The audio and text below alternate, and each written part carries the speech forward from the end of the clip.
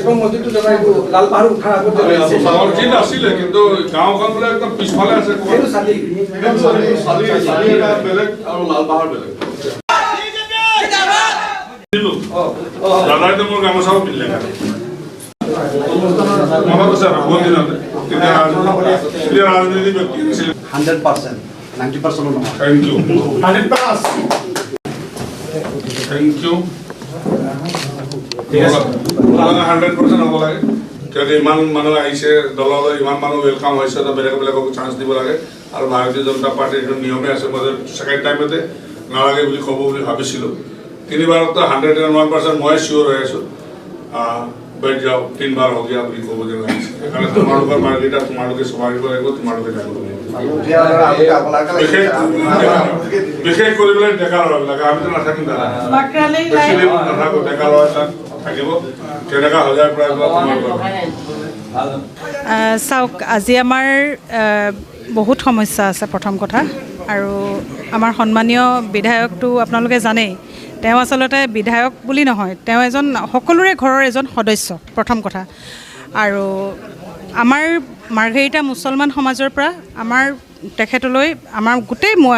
জাগুন মাৰ্ঘেৰিটাৰ পৰা একদম জাগুনলৈকে আমাৰ যি মুছলমান সমাজখিনি আছে এই সমাজে মানে আমাৰ সিদ্ধান্ত ল'লে যে আমি আমাৰ ঘৰৰ ল'ৰাজনক যাতে আমাৰ প্ৰতিজনৰ খুব মূল্যৱান ভোটটোৰে তেওঁক জয়যুক্ত কৰি পুনৰবাৰ বিধানসভালৈ পঠিয়াওঁ আৰু আমাৰ মাৰ্ঘেৰিটাৰ যিখিনি সমস্যা আছে সেইখিনি খুব সোনকালে নিৰ্মূল আজি আমাৰ জাগুনৰ পৰা আৰম্ভ কৰি একেবাৰে ৰ'ডডুবালৈকে প্ৰত্যেকটা মানে মুছলিম সমাজৰ পৰা 10জন 12জনকৈ যুৱক মানে আৰু বয়োজ্যেষ্ঠ লোকসকল ইয়াত আজি উপস্থিত হৈছেহি তেখেতক আগন্তুক ইলেকশ্যনৰ কাৰণে মানে শুভেচ্ছা যাচিবৰ কাৰণে আৰু লগতে আজি তেখেতক এখন শুভেচ্ছা বাণী তেখেতক পাঠ পঢ়ি শুনোৱা হৈছে আৰু আমি আশা কৰোঁ যে তেখেত এইবাৰ বিপুল ভোটত জয়যুক্ত হ'ব আৰু এইবাৰ প্ৰথমবাৰৰ বাবে প্ৰত্যেক ইছলাম ধৰ্মীয় লোকৰ মানে এলেকাৰ পৰা একেবাৰে জাগুনৰ পৰা ৰ'ডডুবালৈকে আমাৰ মাৰ্ঘেৰিটা চাব ডিভিজনত যিমান সমিতিসকল আছে সব সমিতিৰ ফালৰ পৰা 10জন 12জনকৈ লোক আহি উপস্থিত হৈছেহি মূলাঙৰ পৰা সব এৰিয়াৰ পৰা আৰু সবে আজি তেখেতক প্ৰতিশ্ৰুতি দিছে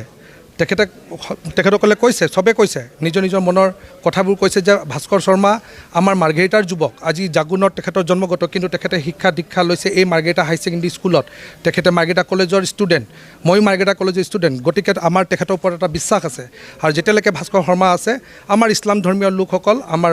মাৰ্ঘেৰিটা চাব ডিভিজনত তেখেতৰ বাহিৰে কাকো ভোট দিয়াৰ কথা চিন্তা কৰিবই নোৱাৰে আৰু এইবাৰ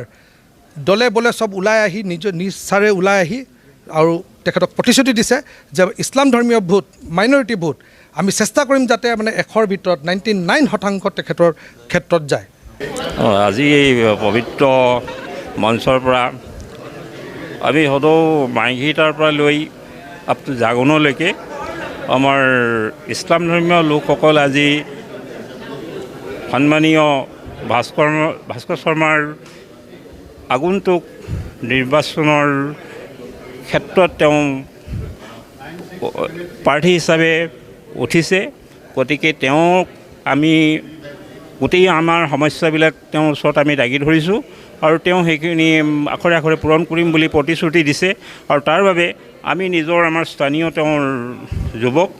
গতিকে ইয়াতেই মানে তেওঁৰ জন্মকৰ্ম ইয়াতেই হৈছে শিক্ষা দীক্ষা ইয়াতেই হৈছে সেই সূত্ৰে আমি ভালধৰণে জানো আৰু আমাৰ এটা বিশ্বাস আছে আৰু তেওঁ আমাৰ সমস্যাবিলাক আমাক কোনো ভেদাভেদ কৰা নাই আৰু তেওঁ আমাক সকলোকে মানে তেওঁ আন্তৰিক হিচাপে দাঙি ধৰিছে সেই সূত্ৰে আমি তেওঁক আজি আমি গোটেই ইছলাম সমাজখিনি 19টা মুছলিম সমাজে আহি আমি তেওঁক শুভেচ্ছা বাণী আন্তৰিক অভিনন্দন জ্ঞাপন এটা কৰিছোঁ।